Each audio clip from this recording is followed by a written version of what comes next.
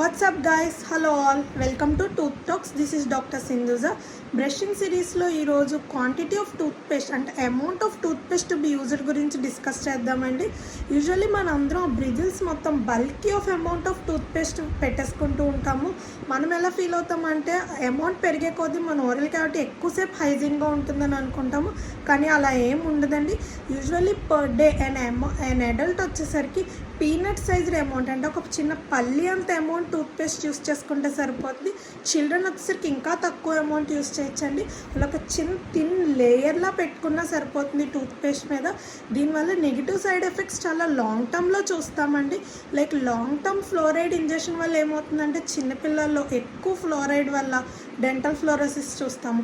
అదే అడల్ట్స్లో అయితే vomiting, nausea sensations ఉంటాయి. ఇవన్నీ చాలా లాంగ్ టర్మ్లోనే రావచ్చు. బట్ పాజిటివ్ ఎఫెక్ట్స్ లేనప్పుడు నెగిటివ్ సైడ్ ఎఫెక్ట్స్ ఉన్నాయా లేదా అన్నది పాయింట్ కాదండి, యూస్ చేయవలసిన అవసరం లేదు.